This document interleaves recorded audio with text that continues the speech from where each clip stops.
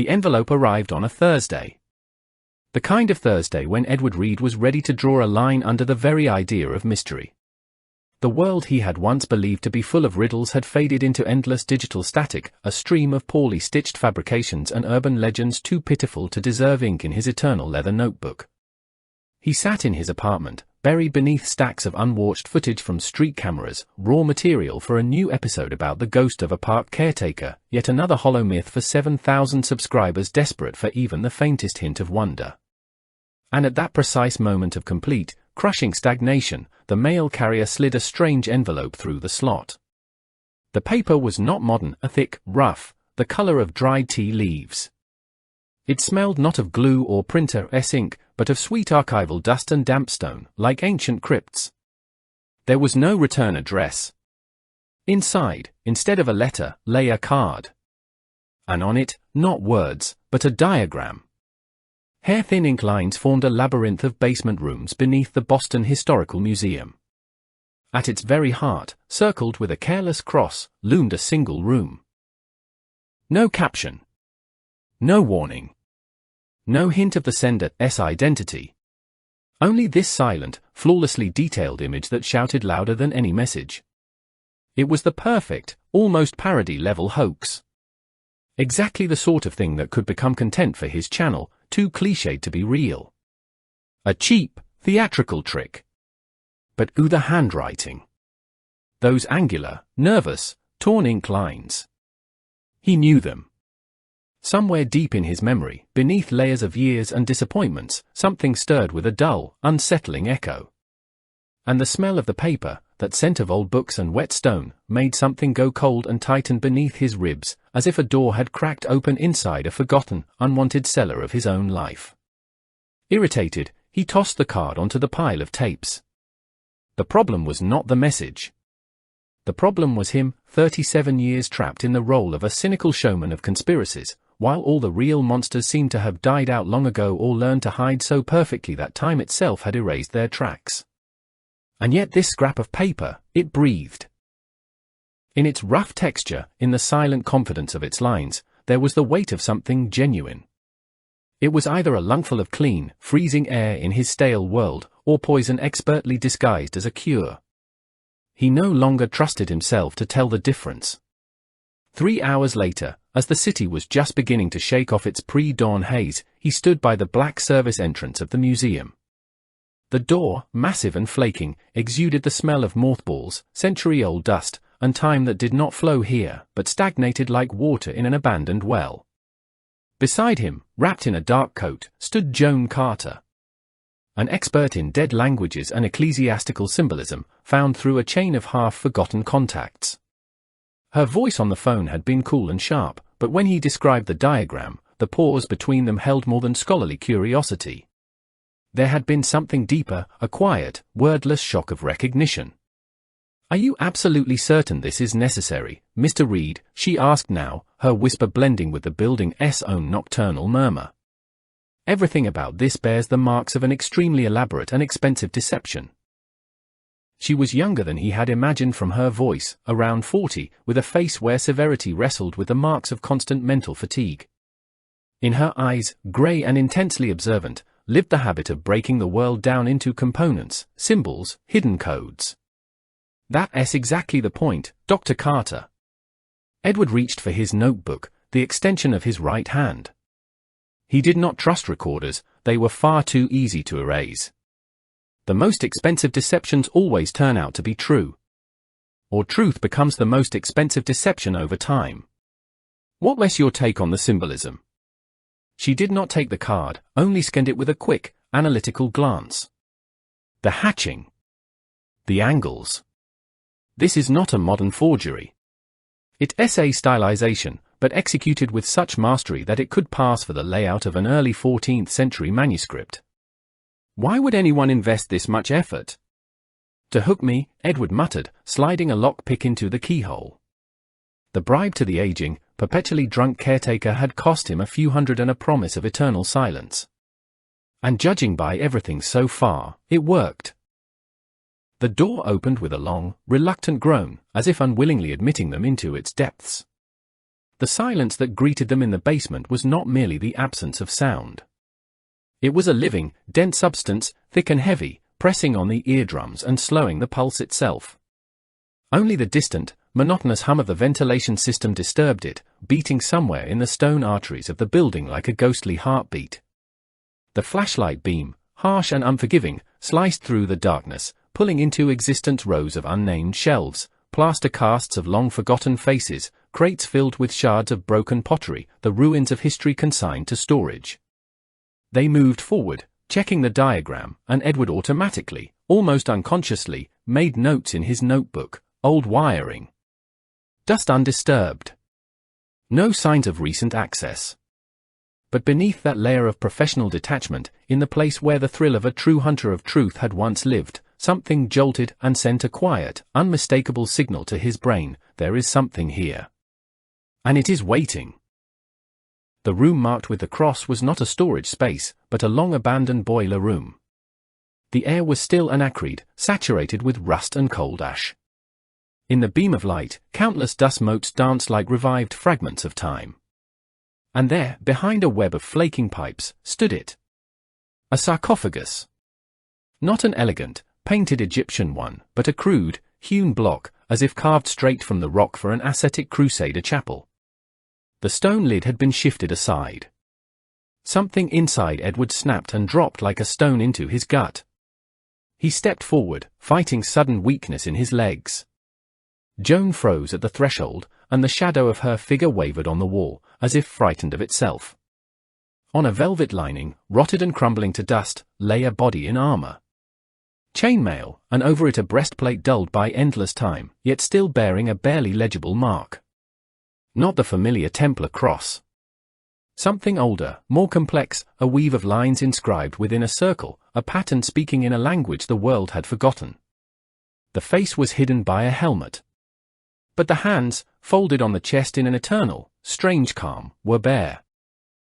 The skin was waxen, smooth, without the slightest trace of decay. It did not look dead. It looked submerged in a sleep so deep that the boundary between sleep and death had been erased. Edward's left hand reached out on its own, drawn by a dark, magnetic curiosity against which reason was powerless. "Do not touch it." Jonah's voice cracked through the stillness, sharp and sudden. Too late.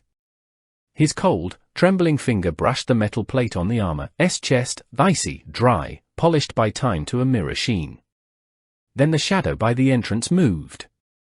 From the wall, from the larger darkness, another density separated itself and silently flowed forward, filling the space before them. There were no footsteps. No breath. No rustle of fabric. The air simply thickened, taking the shape of a man in a long, straight black coat. A hood was pulled low, hiding his face, leaving only a pale oval deep within. Mr. Black. There was no visible weapon in his lowered hands, only calm, absolute, almost professional certainty. He did not shout. He did not threaten. When he spoke, his voice was flat, accentless, without inflection, like an automated announcement. "You have disturbed the rest, Mr. Reed. Leave. Forget." Edward recoiled from the sarcophagus, instinctively shielding Joan and clutching his notebook to his chest. Adrenaline hammered in his temples, and behind it rose a familiar, grim, furious anger, the anger of a journalist who has stumbled onto a truth someone is trying to hide. "Who are you? How do you know my name? What is this?" The words spilled out in a rapid burst, shattering the oppressive quiet.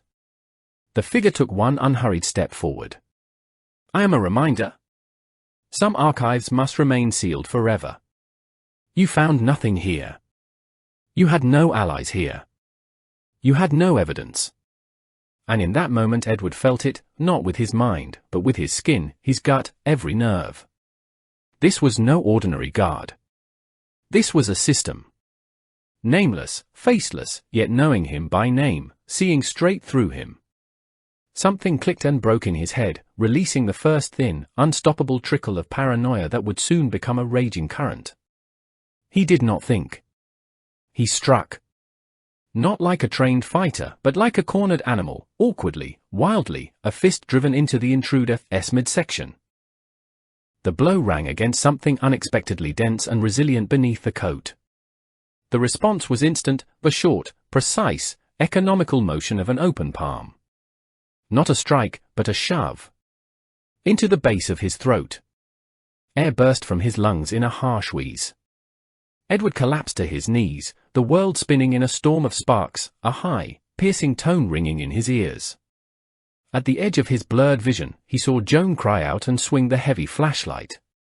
The man in black merely shifted his torso slightly, as if avoiding a gust of wind, never granting her real attention. His unseen gaze remained fixed on Edward. First and final warning came from the darkness beneath the hood. "Stop!" Then the shadow withdrew, dissolving into the black mouth of the corridor as silently and inexplicably as it had appeared. Edward struggled to his feet, choking on a dry, burning cough. His throat felt aflame, tears stung his eyes from pain and humiliation. A bruise that would bloom by morning. Fear locking his muscles in icy clamps. And victory. Tiny, stolen, but victory all the same. As Joan, pale as linen and trembling, helped him up, his gaze dropped instinctively to the floor. There, in the layer of centuries-old dust at the base of the sarcophagus, lay a tiny metal cylinder, darkened with age. No larger than a thimble. It must have fallen when his finger touched the armor. Edward bent down and snatched it up, clenching it in his fist. Proof. Silent, cold, and undeniably real. "We have to leave." "Now," Joan whispered, and for the first time a crack ran through her usually even voice, exposing raw, animal fear. "They tell I'll come back." They nearly ran through the maze of corridors, leaving behind an exposed secret and the heavy, sweetish scent of.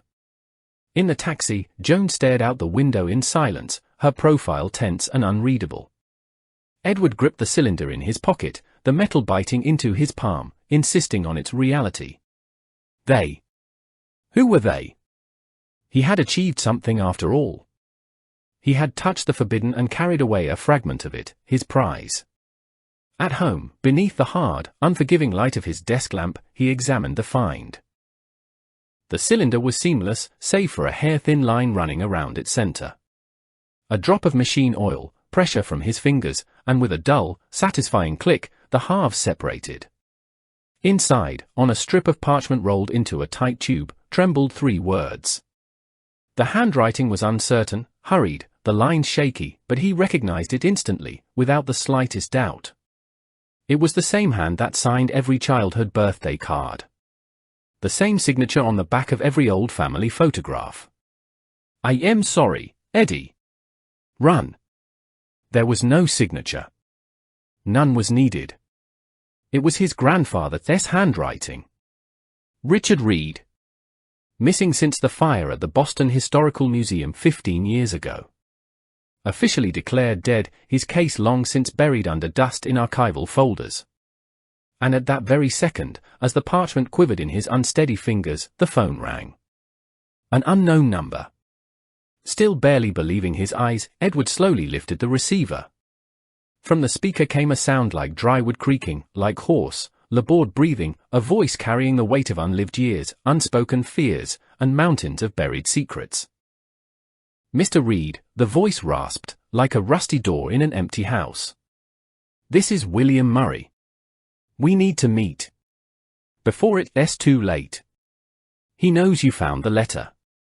Edward slowly set the parchment on the table, as if it weighed 100 pounds. The cylinder. His grandfather. The mysterious archivist. The man in black. This was no chain of coincidences. It was a sequence of precisely calculated moves on a board whose rules he did not know. And he, Edward Reed, skeptic, exposer of other people's secrets, had just realized that he himself had become a living piece in this ancient, merciless game. The real question now hung in the air of the room, heavy and inescapable, far more terrifying than all the "what is this" and "how" he had asked before. Not "what is this?" but "why me?" The silence in the room thickened, grew dense and watchful, filled with unseen presence. The game, it seemed, had been underway for a long time. And the very first, decisive move had not been made by him at all. Dawn in the old harbor was not light so much as a thinning of darkness, grey, salty dampness that swallowed the outlines of cranes and masts. The air smelled of fish, rust, and the quiet, century-old lie that clings to every waterfront. The Pilgrim Press Cradle, once a coffee shop, now a refuge for deals that not afford witnesses, sat half-turned toward the water, its windows clouded by time and indifference. Edward arrived an hour early and chose a table deep in the back, where the shadows cast by the ceiling beams lay heavier. His back to the wall, a perfect view of both exits. His notebook was open in front of him, pen ready. The little cylinder in his coat pocket pressed against his rib with a weight that was almost nothing and yet constant, as if it held not a sliver of metal but a compacted lump of lead.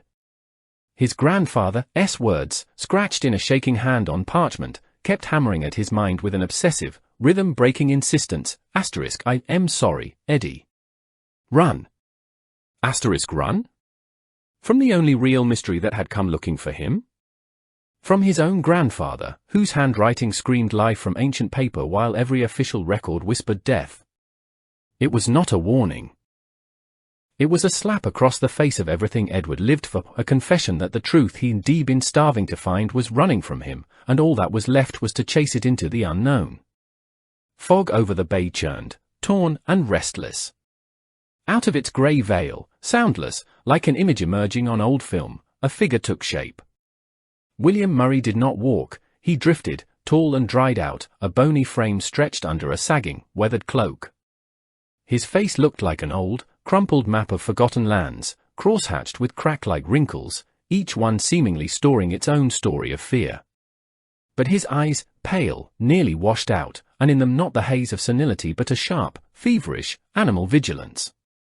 He slid into the chair across from Edward without offering a hand, without greeting.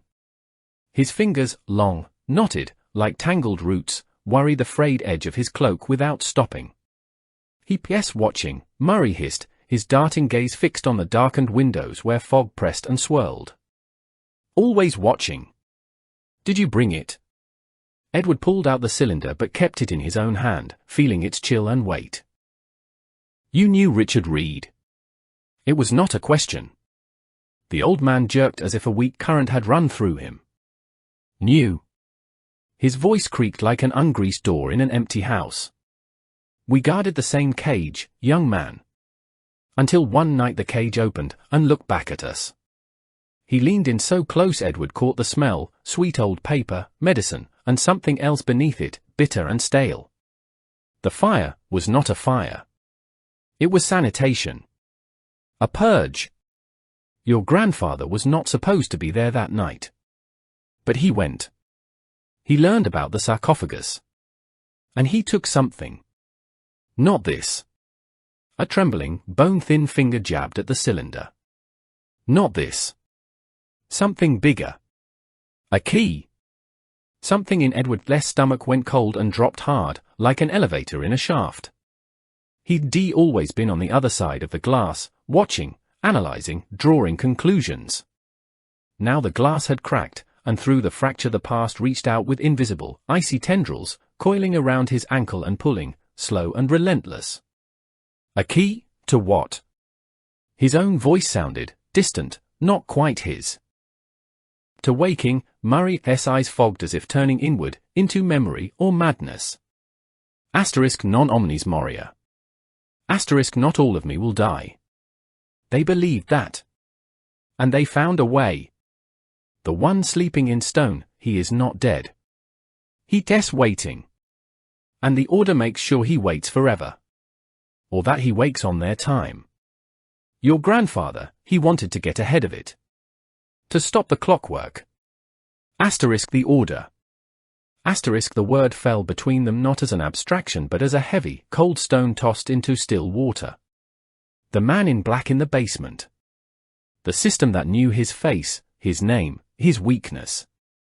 A sharp, unpleasant crawl ran up Edward's spine. Who are they? And where is my grandfather now? Murray flinched back as if burned by his own sudden honesty, as if remembering that even walls can listen. Dead. To the whole world. Just like I will be soon. They let me breathe only because in their eyes I am a crazy old man. Loud. Harmless. A fool nobody listens to.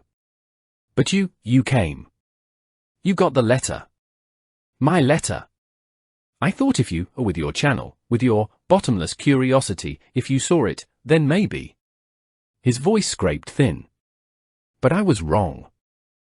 It's too dangerous. He'd less already here. Who? Edward felt the collar of his shirt, damp with fog, stick unpleasantly to the wet skin of his neck. The lights went out. They did not flicker or fade with a hiss, they were ripped from reality in a single sharp, silent motion. One moment, the dim, yellow bulbs overhead. The next, absolute, thick, almost tangible darkness flooding his eyes, blinding and crushing. From the kitchen came the clatter of a plate shattering. And then, nothing. No refrigerator hum. No distant, muffled roar of the city beyond the walls. The silence became total, absolute, deaf, pressing on the eardrums with physical force. This was not a power outage. This was a surgical cut, space-castrated of sound. Somewhere deep in the darkened room, with an thunderous slam, a door shut. Murray sprang up with sudden, almost feline speed Edward would never have expected from a body that looked so brittle. Here, the old man breathed, and in that whisper there was not a shout, there was a dying, rasping gasp. Edward grabbed his sleeve on instinct, but Murray, seized by a strange, childlike panic, lurched toward the faint outline of the emergency exit. His fingers found the handle and yanked. The lock held, answering with a short, mocking click. From the main entrance, framed by a pale, fog-diluted rectangle of streetlight, a figure stepped in. Not black. This one was different, short, thickly built, wearing a scuffed, practical work jacket. His face was empty, not cruel, not angry, just empty. A complete absence of expression, as if emotion had been an unnecessary limb removed long ago. In his hands he carried not a gun or a knife, but a tool, a long, heavy crowbar. He moved without haste, methodical, like a mechanic arriving to dismantle a worn-out machine. His target was obvious, William Murray. Edward did not think. His hand, driven by pure instinct, snatched a heavy metal sugar bowl from the table and threw it. It struck the man's solid shoulder with a dull thud and bounced away, rolling into the darkness with a plaintive ring. The man in the jacket did not even slow. His dead, unfocused gaze slid over Edward, marked him as a minor inconvenience, no more than a fly on glass, and returned to its original target, the old man. Asterisk not black, asterisk flashed through Edward's mind. Black had been shadow, a warning. This was an instrument. A hammer made for one job. Edward lunged between them, shoving Murray aside toward a pile of old, empty crates. The crowbar cut the air with a hiss where the old man's head had been a heartbeat before. The next swing, short and wide, Edward caught on crossed forearms. Pain, bright, white, stunning, burst through bone and shot into his teeth and skull as a ringing, high keening. He choked out a sound that was not only pain, it was fury, the animal helplessness of it. He was a man of words, of questions, of careful chains of logic, and here in this darkness words meant nothing, logic shattered against blunt force. Backing up, hips bumping table edges, he searched frantically for anything that could be a weapon, or at least a delay. And he saw it, a red canister on the wall. An emergency fire extinguisher. One yank. The snap of the pin. He squeezed the handle. A thick white foam blast slammed into the attacker's face, flooding his eyes, nose, mouth, making him halt for a moment, wiping at the sticky, blinding mass. Door! Edward shouted, his voice breaking. Murray, hand shaking and disobedient, slammed the panic bar. The door gave with a long, screeching wail and swung open, letting in cold wet air that smelled of fog and fish. They spilled onto the slick wooden pier. Edward, still clutching the extinguisher like a crude club, glanced back. The man in the jacket, dabbing foam from his face with a handkerchief, did not follow. He simply stood in the black doorway of the former cafe, watching.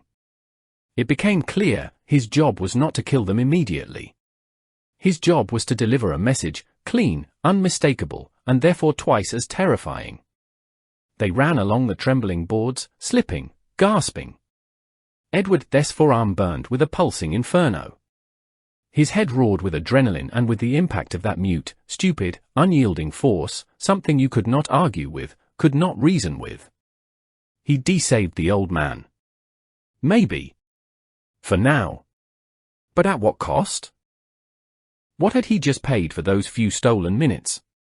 They ducked behind a mound of empty, reeking fish crates and stopped, gulping the raw salt air. Murray, breathing in a ragged rasp, clamped onto Edward's sleeve with a dead grip. His eyes were wide, but now what lived in them was not panic. It was a frightening, piercing clarity, almost prophetic.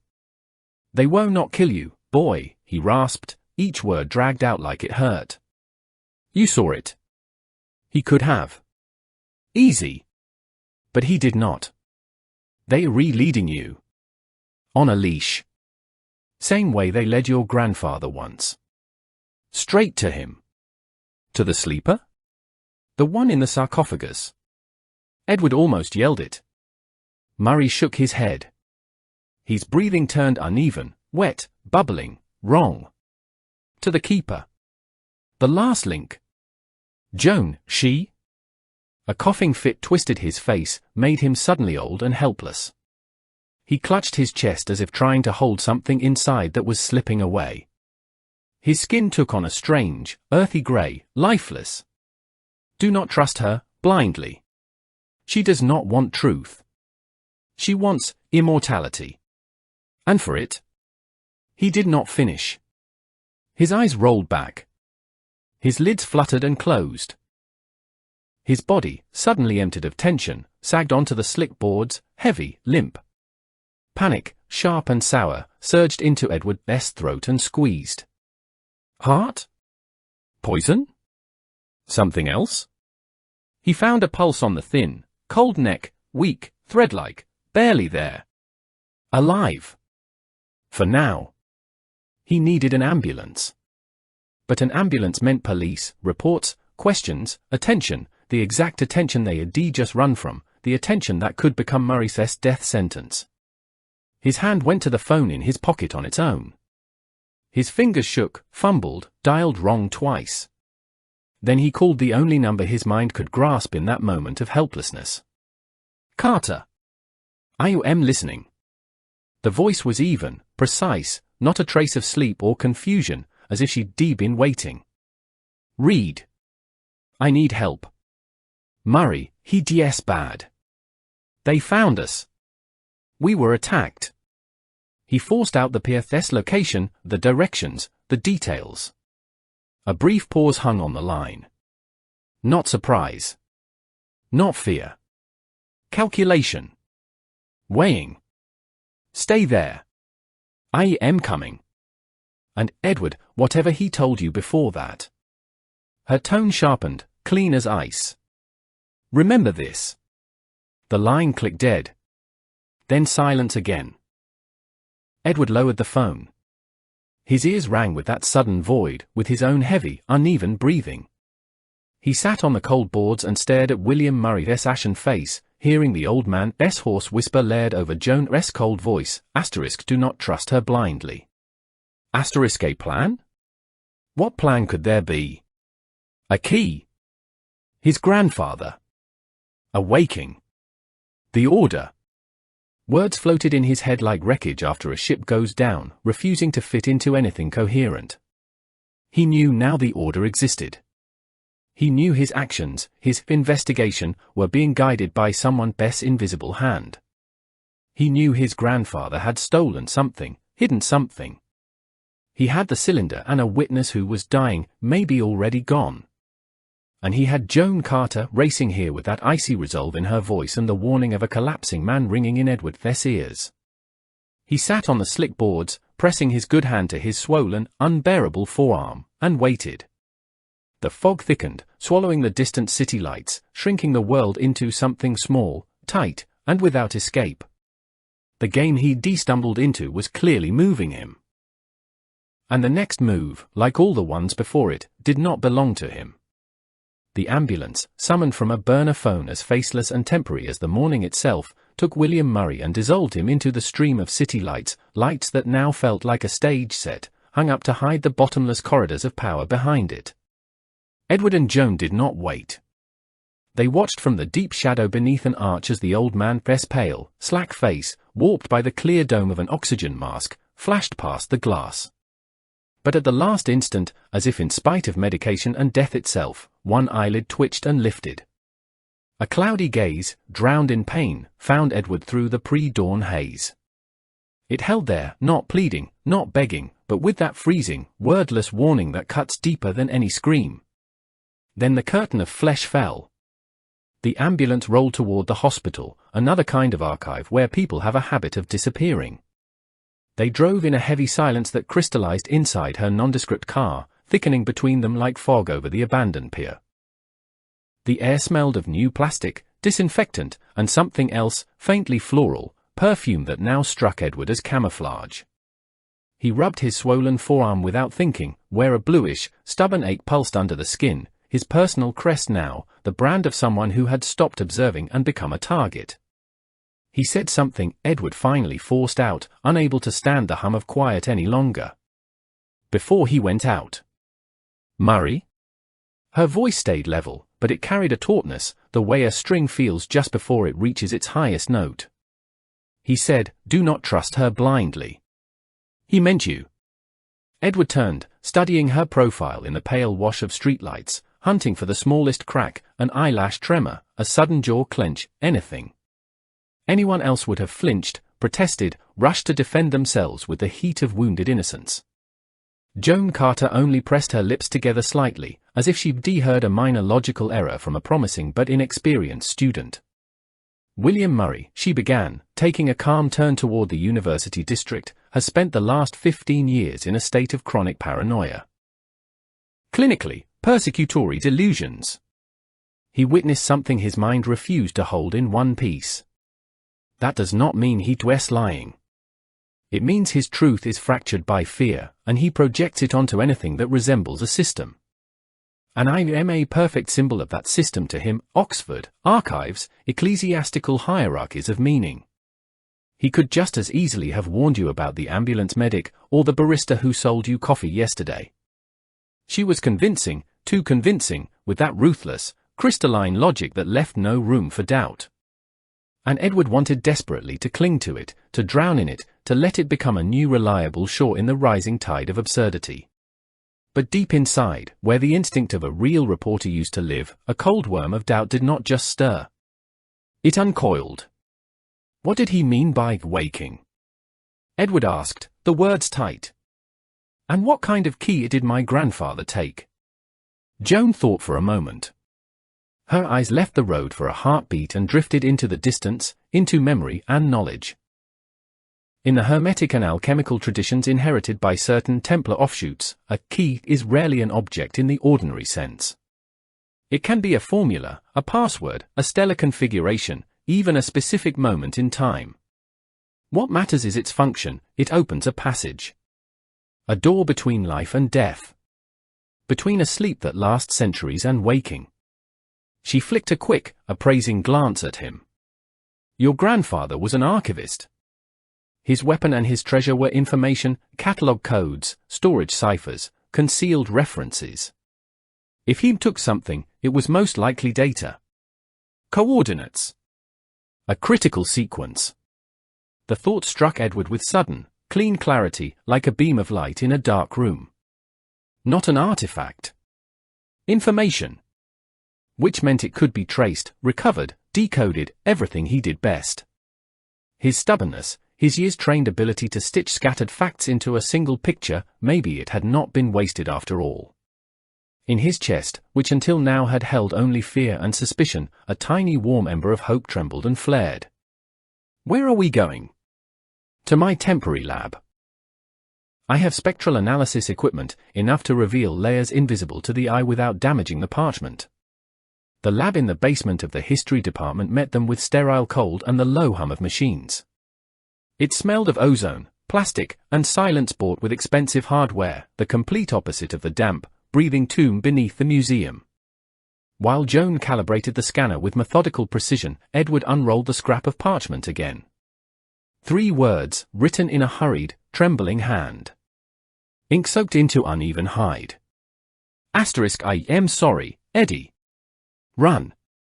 Asterisk, the panic still clung to them, the hopeless terror.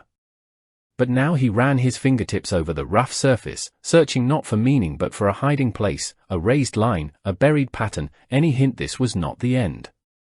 The machine hummed. A thin beam slid across the parchment. On the monitor, beneath the visible letters, another image surfaced like a ghost, a sharp geometric spiral radiating from a center point, dotted with marked nodes. Along the margins, rows of tiny, nearly invisible numbers. Not dates. Geographic coordinates. A map, Joan whispered, and for the first time her usually even voice carried restrained but unmistakable triumph. This is not a warning. It's a route. He was not just telling you to run. He was telling you where. The spiraled center lay in the bay, near a lone, long-abandoned lighthouse on a small offshore island. One of the points was circled heavier than the others. The coordinates led not to land, but to open water. There's nothing there, Edward muttered, flipping through digital charts on his phone with shaking speed. Shallows. Rock shelves. No structures. On the surface, Joan corrected without looking away from the screen. But the Templars, especially their sea fleets, were known for building hidden harbors, submerged caches. Stories of sunken holdings, there are dozens, if not hundreds. She turned to him, and in her eyes, usually so analytical, there burned an intensity that bordered on obsession. This is it, Edward. The exact place where Richard Reed hid what he stole. Or where he meant to deliver it. We have to check. The word we landed like an incantation, sealing the sudden alliance between them. Hope, fragile and ghost-like a moment ago, hardened into something with weight, something that looked like a plan. Renting a small battered boat. Buying the cheapest gear they could find, one wetsuit, one mask, one light. Edward insisted he would go alone, it was the only reasonable way.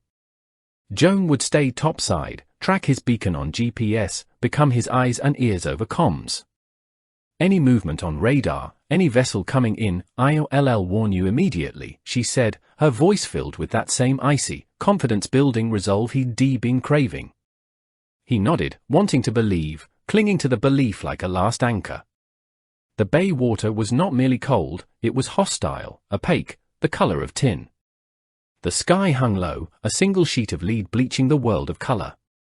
Edward, clumsy in thin neoprene, skimmed over the uneasy chop toward the coordinates, and every fiber of him screamed *trap star. But staying ashore, waiting passively to be found again, or for Murray to die and take the last scraps of truth with him, was unthinkable. Action, even insane action, was better than paralysis. He dove. The world contracted to the trembling circle of light from his lamp punching through green murk. Sand bottom. Limp ribbons of seaweed. The ugly skeletons of rusted barrels and torn nets. Nothing. An emptiness more oppressive than darkness itself. Disappointment, heavy and sticky as silt, began to fill him along with the icy water, slowing his movements, tightening his lungs. He swam the widening spiral, the beam cutting only endless, barren stretches. And then, shape. Not a formless boulder, but something made by hands, majestic even in its centuries-long imprisonment. A statue. A knight at full height, almost completely swallowed by sand, crusted with barnacles and weed, yet unmistakably echoing the one in the museum.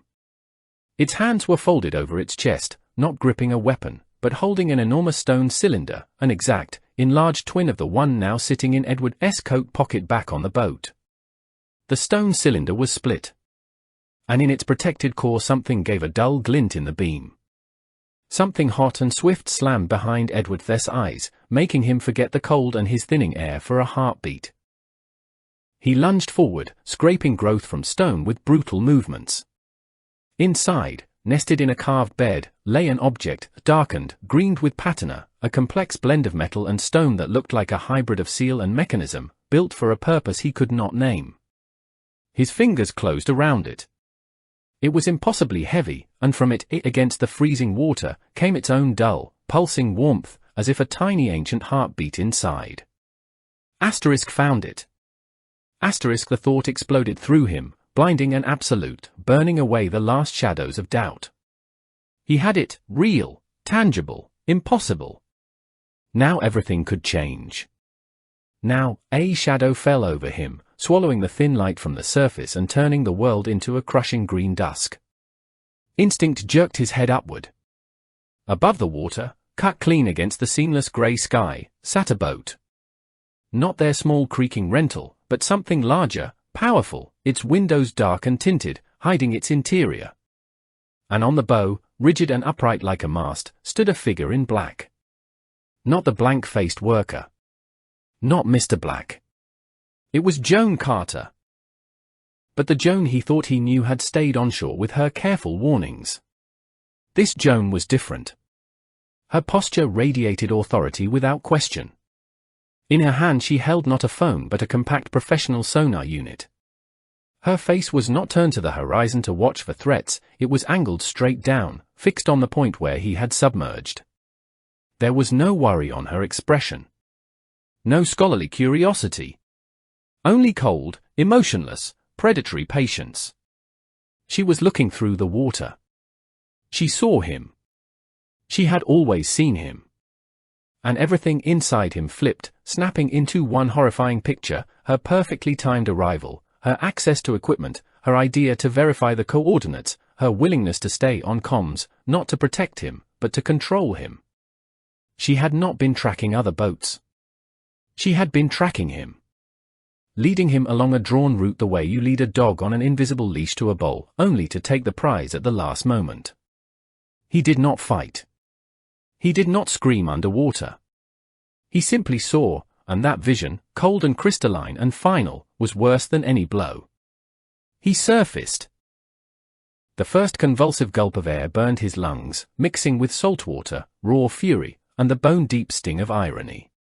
Joan! The shout tore out of his throat, ragged and hoarse. He lifted the hand that held the key above the water.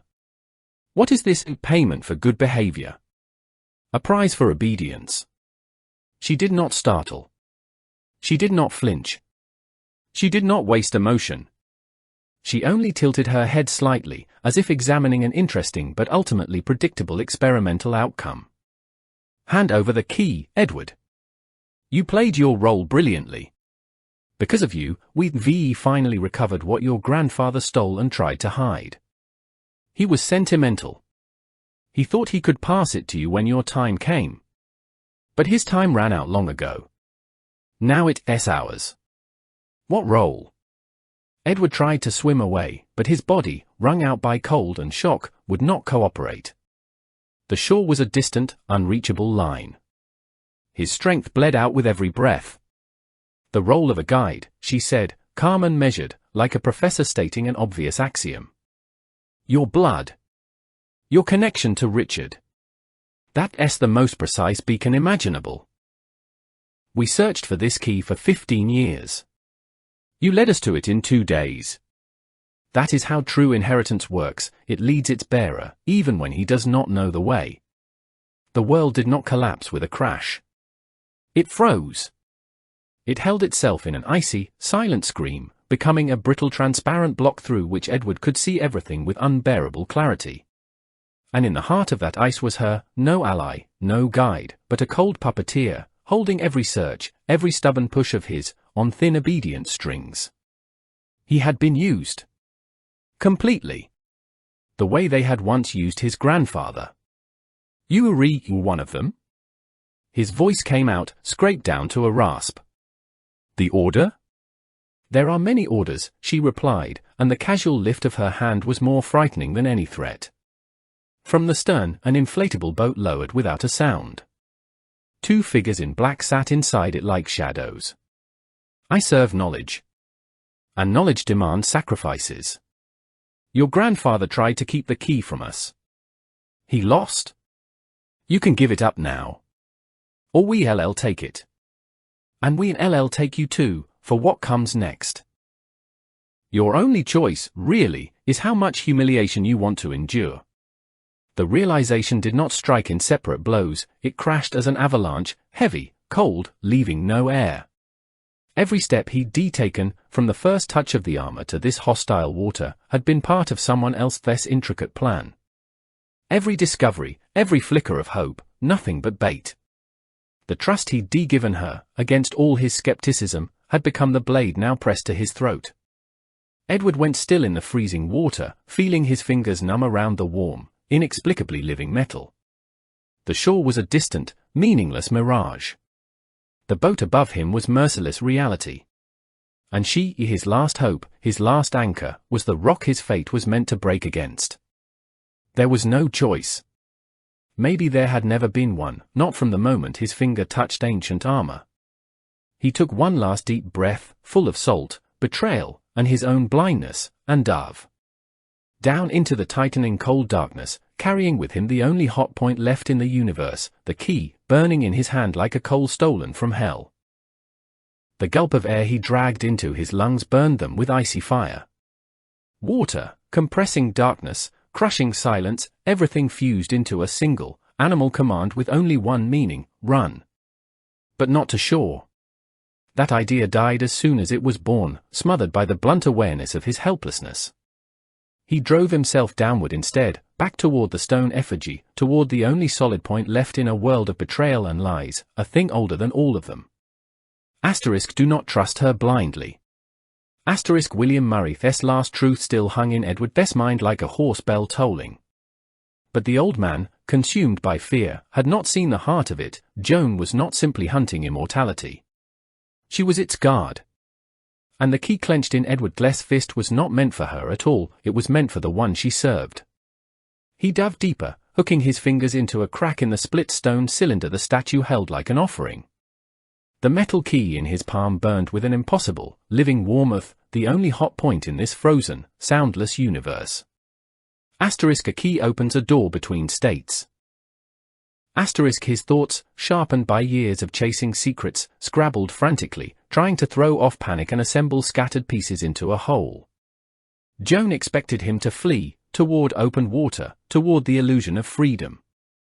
She could not have anticipated that he would return to the beginning, to the place where everything had started. In the wavering beam of his weakening light, he studied the statue with a new, desperate attention. A knight. But not a Templar. The mark on its stone chest was different, not the familiar cross, but an elegant interlacing of lines, the same spiral that had lived beneath his grandfather's words. And the cylinder in its hands was not merely a container. It was a mechanism. A lock, carved with care, split on purpose, patiently waiting centuries for its missing heart. Without thinking, guided by instincts stronger than fear, Edward pressed the warm metal key into a recess inside the stone. Nothing grand happened. The sky did not split.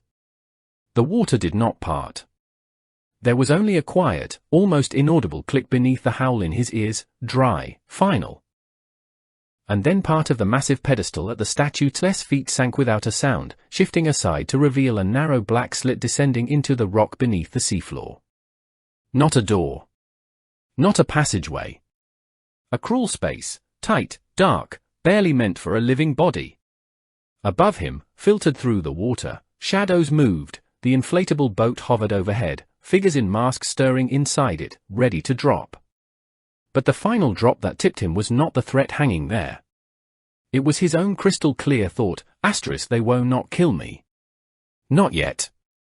There are stages ahead, like there were for my grandfather. I'll become a specimen.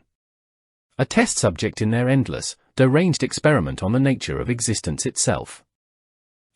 No. Never. He gathered the last of his air into his burning lungs and forced himself into the slit. Stone scraped his back, tore at the thin neoprene, bit into his shoulders. Darkness beyond the flashlight beam was absolute, tactile, like black velvet. He crawled, pushing with his feet, feeling the rock womb tighten around him.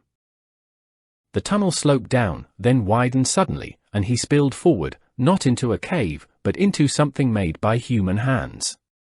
Air struck his face, dry, still, smelling not of dampness but of centuries of dust, old oil, and the faint bitter sweetness of myrrh. Candles. Dozens of thick wax candles in massive iron holders, set into the walls, flickered with uneven light, revealing a round chamber modest in size and immeasurable in meaning. And at its center, on a plain stone bier, lay him. The man from the sarcophagus. But here he was not in armor. He wore rough, unbleached linen. The face that had been hidden in the museum lay exposed, waxy, unmoving, marked not by death but by a sleep so deep it defied understanding. The same hands folded on his chest. But now Edward saw details, an old scar crossing the brow, the faintly ironic curve of thin lips. And he recognized the face. Not from photographs. It stared out at him from engravings in his own books, from reproductions of medieval manuscripts, from portraits he had zoomed in on 100 times, chasing a mystery. Jacques de Molay. The last Grand Master of the Knights Templar, said to have died by fire in March of 1314. But the flame had not taken him. And Edward's escape had not led to freedom. It had led to the source. What he'd taken for flight was an initiation path, straight into the heart of the labyrinth. Asterisk non omnis moria, asterisk, a quiet voice said behind him, filled with bottomless weariness. Not all of me will die. Edward turned. In the mouth of the crawl space where he had just emerged stood a man. Not Mr. Black. Not a faceless hired hand. Elderly, stooped under years and the weight of knowing, with a face Edward knew only from yellowed, faded photographs in a family album. In those pictures, the man smiled, laughter looked different then. But the eyes. The eyes were the same. Sharp, intelligent, and holding a sorrow so vast it hurt to look at. Richard Reed. His grandfather. Edward could not get another word out. The world was not simply a lie. It was an ancient text, and the same sentence, his own life, had been written into history again and again in different hands, with the same meaning. I am alive, Eddie, the old man said, stepping closer. In the sense that a man chained to a secret can be alive. He wore plain work clothes, but he carried himself with a quiet dignity William Murray had never had. And I am dead to the world outside these walls. Just like him. He nodded toward the sleeping figure. What is this? Edward's voice was barely a whisper, swallowed by the candle hum. What did you do? I became the keeper, Richard said simply. When I found this place, when I saw him, I understood. The museum fire did not happen because we discovered something. It was needed to hide a disappearance. His disappearance. His gaze did not waver. The order, Eddie, it is not one. It's there's two sides of the same coin, forever fighting over it. One wants him asleep forever, with the secret asleep beside him. The other, your Dr. Carter, their side, wants to wake him. To use what he keeps behind closed eyes. Knowledge of the edge itself. He exhaled, and the sound was old and tired. I stole the key not for myself. I stole it so neither side could finish what it started. Edward's eyes moved between his grandfather and the sleeping Grand Master as reality shifted, peeling back hidden layers. History was not repeating itself. It was a spiral. And without realizing it, he had reached another dizzying turn. Why me? He asked. Why the letter? Because blood is the most precise conduit, Richard said, bitterness threading his voice. My plan was simple, vanish, hide the key where only someone with my blood, and my stubbornness, could find it. Murray was meant to pass you the message when he sensed you were being watched. He did his duty, at the cost of his sanity, just as I feared. His eyes hardened. But I did not account for how close they'd placed their agent. How perfectly. Joan Carter is not just a scholar. She's a sister of waking, one of the zealots who believes the world can be repaired, reset, through ancient forbidden knowledge. She used you as the ideal instrument to locate the key at last. And she almost won. Everything slid into place with merciless simplicity. Murray, a watcher broken by what he'd seen. His grandfather, a thief turned guardian. Joan, the hunter wearing an allied's face. The sleeping grandmaster, the eternal prize. And him? He had been a tool in every strategy. A living key that had not known it was a key. What do we do now? Edward asked, and for the first time in days his voice carried not confusion but cold resolve. Something woke in him, not just inheritance, but the reporter who had finally found the source. His transformation reached its next stage. The observer who became a participant was ready to become the one who rewrote the rules. "They are already here," Richard said softly, listening to a silence that was not quite silent anymore. From above, through stone and water, came the muffled but unmistakably rising growl of engines. "Carter is bringing them straight to us. Without the key, the rite may not be completed. But with you, your blood, your presence here at the threshold, they may try for a workaround. They only need your consent." His voice dropped. "Or your death in this place, at this moment, becomes the last component." The lie that held the familiar world together peeled away completely. Archives, universities, institutions, everything civilized could be nothing but a battlefield, an arena for two ancient, deranged cults fighting over the right to wake or bury a sleeping god. Ordinary life, the one he'd once known, had been nothing but a fragile ceasefire. Edward looked at the key, still clenched in his damp, trembling hand. It was warm, almost pulsing, a small sun in his palm. He looked at his grandfather. "What happens if he wakes?" "No one knows," Richard answered plainly. "The legends contradict each other. Some say the knowledge will scorch the world to ash. Others say it will heal every wound. I have stood at this threshold too long, guarding sleep, to believe in healing." The sound above became physical, no longer just engines, but grinding, knocking, scraping against stone, tools or hooks biting in. There was no time left. And then it clicked, fully, finally, in Edward's mind. The last piece snapped into place. Not a clever move, but the only strategy sharp as a blade and clear as mountain air. All of them, Murray, his grandfather, Joan, both orders, had seen him as a pawn, a conduit, an heir, a resource. They had overlooked one thing. His real weapon. Not blood. Not instinct. His work. His channel. His 7,000 subscribers hungry for revelations. And his old leather notebook, packed with ink on paper, not digital memory that could be wiped, only burned after the fact. He did not hesitate. He walked to the stone bier. Past his grandfather. Straight to him, to Jacques de Molay. And he placed the warm, heavy key on the sleeping man's chest, atop the folded, motionless hands, like an offering completing an older ritual. "What are you doing?" Richard cried, and for the first time there was not weariness in his voice but genuine fear. "I'm reporting," Edward Reed said, and the irony that used to armor his tone was gone, replaced by steel. "The biggest story ever. A broadcast from the heart of the secret." He pulled a small professional camera from a waterproof case, his faithful companion on every investigation. He aimed it at the wax-smooth face, at the key on the chest, at the sanctuary hidden from the world. He hit record. And he began to speak, quiet, precise, without a tremor, with the same emotionless clarity as a voice warning of an unavoidable storm. "My name is Edward Reed. If you re-seeing this, I am either already gone, or what's about to happen not be stopped anymore. In front of you is Jacques de Molay, the last Grand Master of the Knights Templar.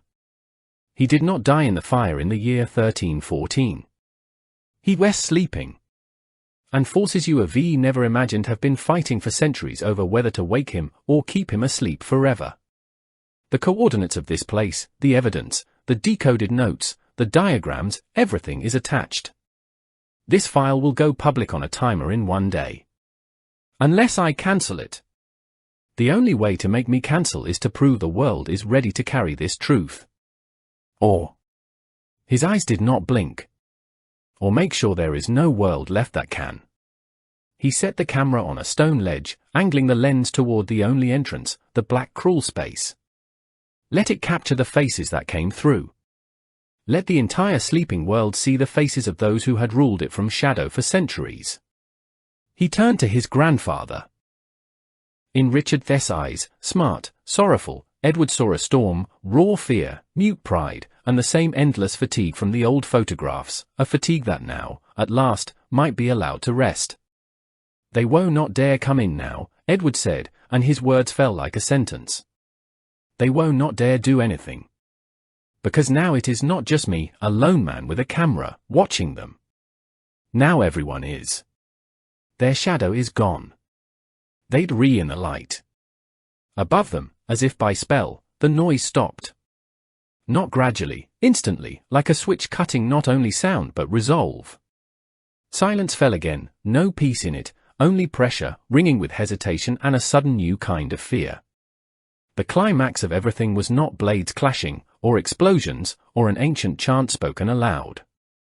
It was this silence. This fragile, impossible balance he decreated with a single act. Edward had not defeated anyone in a fight. He changed the game itself.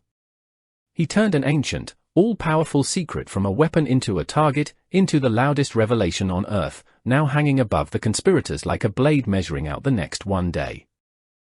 He stepped closer, took his grandfather by the elbow, firmly, but with an unexpected gentleness. "Let this go," he said. "We need to prepare the materials for release. And we need to find William Murray. I think he and LL have something to add to our special episode."